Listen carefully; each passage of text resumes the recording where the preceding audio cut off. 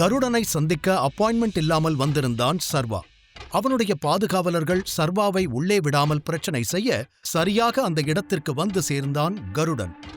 சர்வாவை மேலும் கீழும் பார்த்தவன், உங்கிட்ட பணம் இருந்தா உள்ள போய் பேசலாம், இல்லனா இப்படியே ஓடி போயிடு என்று கூறினான். அதைக் கேட்டு சிரித்த சர்வா,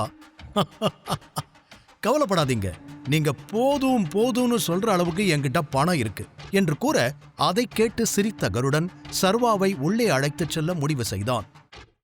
இந்த உலகத்திலேயே கருடனுக்கு பிடித்த ஒரு விஷயம் இருக்கிறது என்றால் அது பணம் மட்டும்தான்.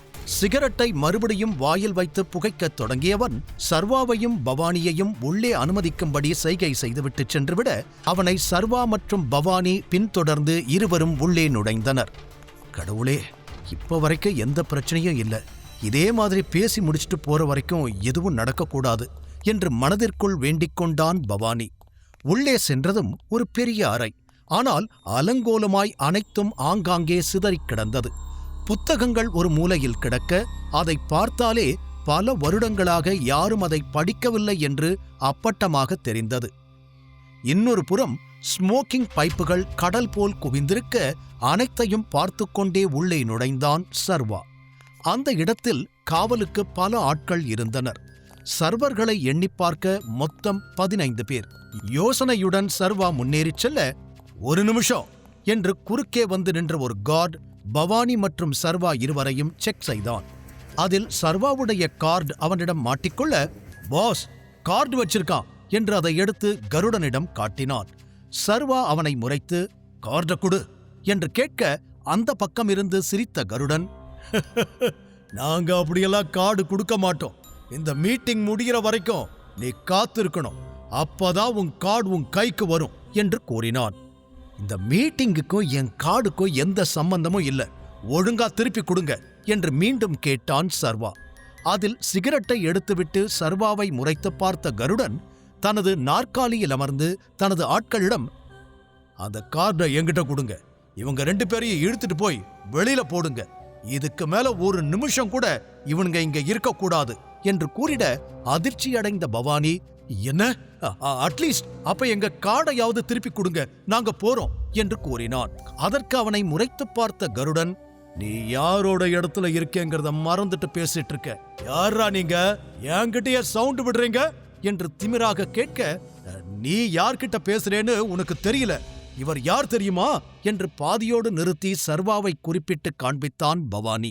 அதை கேட்டு சிரித்த கருடன், யார் இவரு, போலீஸா, ரிப்போர்ட்டரா, சீஃப் மினிஸ்டரா இல்ல பிரைம் மினிஸ்டரா? கடவுளா இருந்தாலும் நான் பயப்பட மாட்டேன், இந்த நிமிஷம் அவன் என்னோட இடத்துல இருக்கான், நான் நினைச்சா அவனை என்ன வேணாலும் பண்ண முடியும், அவன்தான் என்ன பார்த்து பயப்படணும் என்று திமிரோடு கருடன் கூற, அவனது பேச்சை கேட்டு லேசாக பயந்து போனான் பவானி. ஆனால் சர்வா அதை கண்டுகொள்ளவே இல்லை. லேசான சிரிப்போடு, நீ பேசுறது நடந்துக்கிறதெல்லாம் பார்க்கும்போது ஒரு விஷயம் நல்லா தெரியுது, நீதான் நான் தேடி வந்த கருடன், நான் சொல்றத நல்லா கேளு, உனக்கு கடைசியா ஒரு வாய்ப்பு தரேன், என் கார்டை என்கிட்ட கொடுத்துரு, இல்லனா இங்க நடக்க போறது எதுக்கும் நான் பொறுப்பில்லை என்று கையை முறுக்கிக் கொண்டே சொல்ல, அந்த பக்கம் கருடன் லேசாக அதிர்ந்தான். பிறகு என்ன நினைத்தானோ தெரியவில்லை, இவன் போலீஸ்காரன்டா, நம்மளையெல்லாம் பிடிக்கத்தான் வந்திருக்கான், இவனை பிடிங்க பிடிங்கடா என்று கத்த பவானி பயந்து போனான். அவனுக்கும் என்ன நடக்கிறது என்று புரியவில்லை. சர்வாவின் கார்டை வைத்திருந்த அடியாள் மட்டும் நகர்ந்து கொள்ள, மற்ற அடியாட்கள் அனைவரும் சர்வாவை நோக்கி வந்தனர்.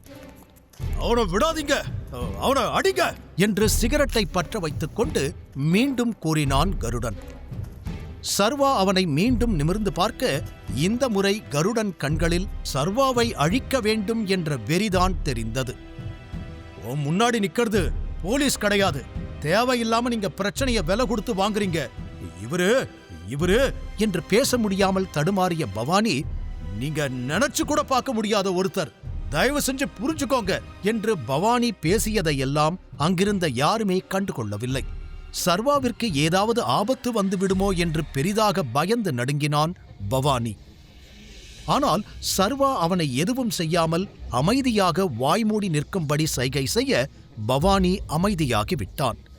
சர்வாவும் அன்று விக்ரமனுக்கு வாக்கு கொடுத்ததால்தான் தான் டைகர் என்ற உண்மையை இவர்கள் முன்னால் சொல்லக்கூடாது என்று தனக்குத்தானே சொல்லிக் கொண்டான். அடுத்த சில நொடிகளிலேயே கருடனின் ஆட்கள் சர்வாவை அடிக்க பாய்ந்தனர். பவானியும் தன்னால் முடிந்தவரை சர்வா மீது அடிபடாமல் காக்க முயன்றான்.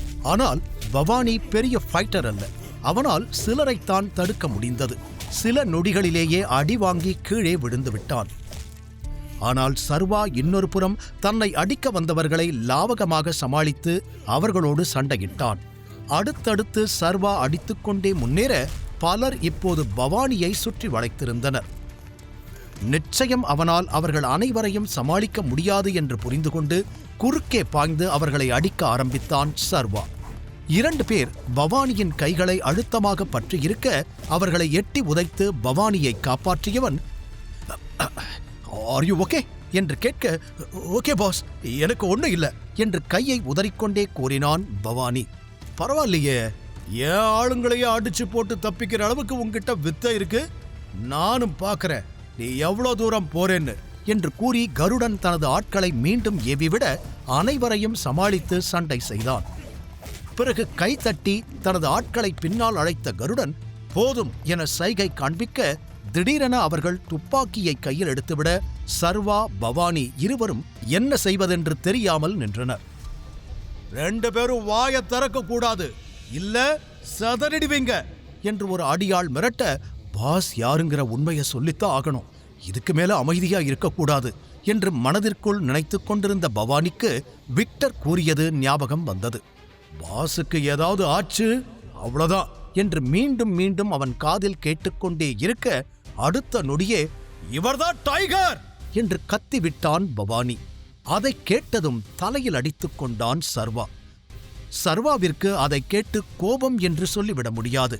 ஆனால் இந்த இடத்தில் தன்னை பற்றி சொல்லியிருக்க வேண்டுமா என்று நினைத்தான். பவானி சொன்னதைக் கேட்டு சர்வாவை ஒருமுறை நன்றாக பார்த்த கருடன், "டைகரா?" என்று கேட்டுவிட்டு சத்தமாக சிரிக்க ஆரம்பித்தான். சர்வாவும் பவானியும் ஒருவரை ஒருவர் பார்த்து கொள்ள மீண்டும் சிரித்த கருடன், "இது டைகரா? இவனை பார்த்தா டைகர் மாதிரி இருக்கா? யாருக்கு அதுல பூ சுத்த வந்திருக்கீங்க? என்னையே ஏமாத்தி என்கிட்ட இருந்து எதையாவது எடுத்துட்டு போக வந்திருக்கீங்களா? அது நடக்கவே நடக்காது. இவனை டைகர்னு நம்பவே மாட்டேன்" என்று கருடன் சொல்லிவிட, "ஐயோ, நான் பொய் சொல்லல, இவர்தான் டைகர். உன் முன்னாடிதான் டைகர் நின்னுகிட்டு இருக்காரு, நல்லா பாரு" என்று கத்தி சொன்னான் பவானி. அதை கேட்டதும் எழுந்து சர்வாவிடம் நடந்து வந்தான் கருடன். சர்வாவை மேலிருந்து கீழ்வரை பொறுமையாக பார்த்தவன், "இவன் டைகரா?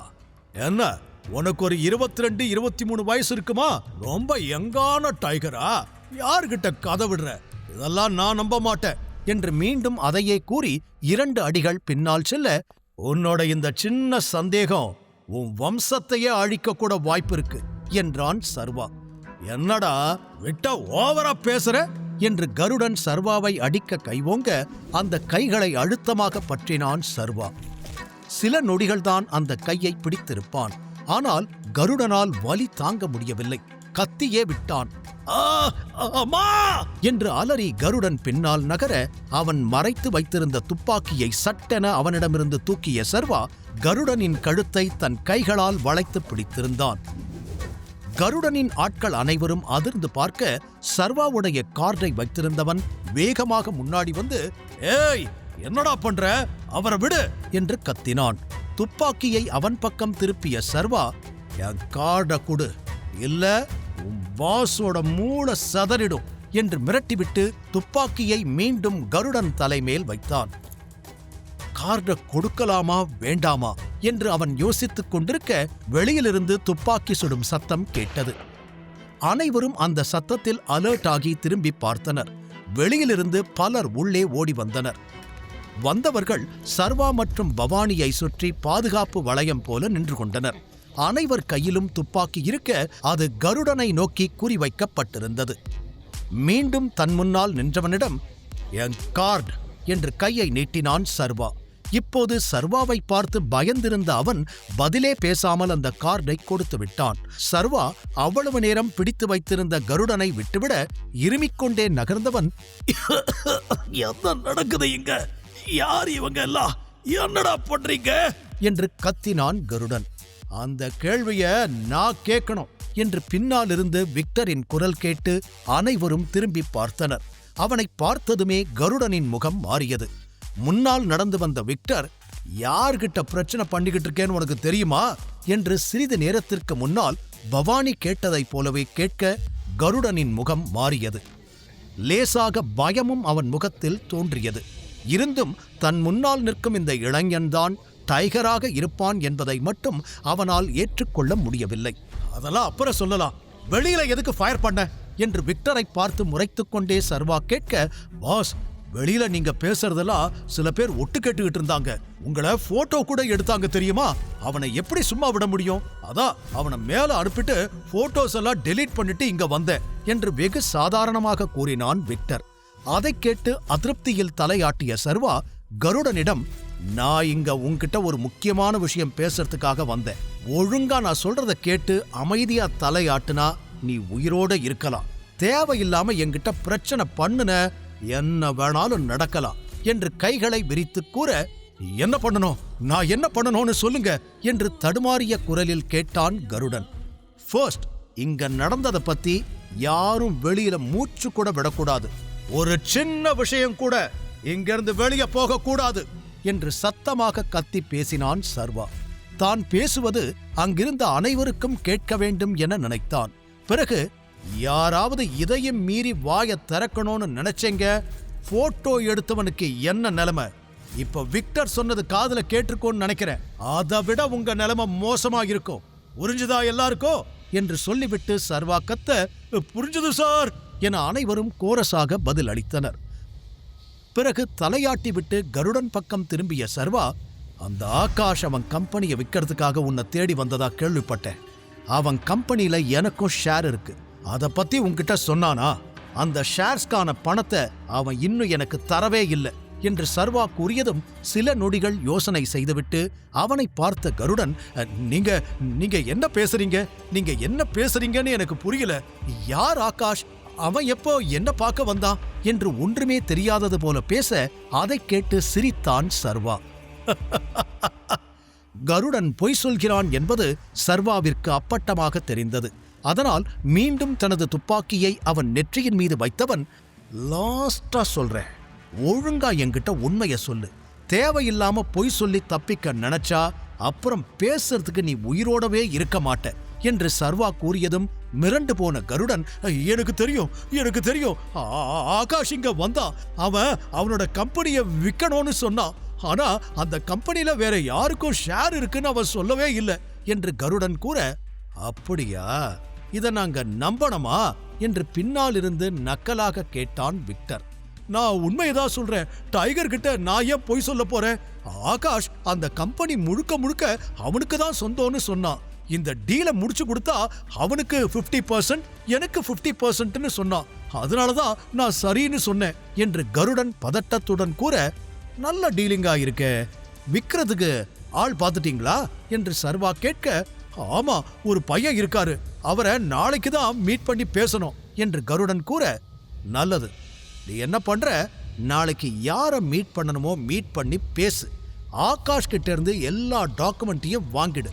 வேணும்னா அவன்கிட்ட நான் உன்னை மிரட்டனேன்னு சொல்லு. கூடவே இந்த உலகத்துல யாரை தேடி அவன் போனாலும் என்கிட்ட இருந்து அவனால தப்பிக்கவே முடியாது, யாராலையும் அவனை காப்பாற்ற முடியாதுன்னு நான் சொன்னேன்னு சொல்லு என்று சர்வா சொல்லிக்கொண்டே போக கருடன் தலையாட்டி கொண்டு நின்றான். அப்புறம் ரொம்ப முக்கியமான விஷயம், அந்த டாக்குமெண்ட்டை அவன்கிட்ட இருந்து வாங்கி என்கிட்ட கொடுக்கணும் என்று இறுதியாக சர்வா கூற, அப்படின்னா என்னோட பணம் என்று பாவமான முகத்தோடு கேட்டான் கருடன். அதை கேட்டு சிரித்த சர்வா, பணம் எல்லாம் கிடையாது, ஏற்கனவே நீ பண்ணின வேலைக்கு உன்னை நான் உயிரோட விட்டுருக்கிறது பெரிய விஷயம், இதுல பணம் வேற வேணுமா என்று சர்வா கேட்க கருடன் முகம் மாறிப்போனது.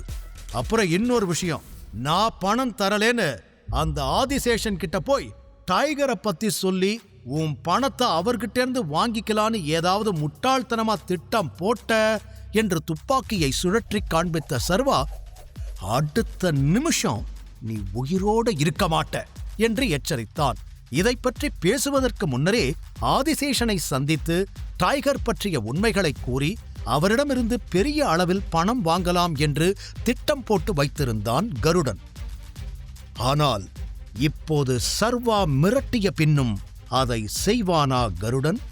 ஆதிசேஷனுக்கு சர்வாவின் உண்மையான அடையாளம் தெரிந்தால் என்ன நடக்கும்? முழு கதையையும் கேட்டு மகிழ பாக்கெட் FM ஆப்பை டவுன்லோட் செய்யுங்கள். லிங்க் டிஸ்கிரிப்ஷனில் கொடுக்கப்பட்டுள்ளது.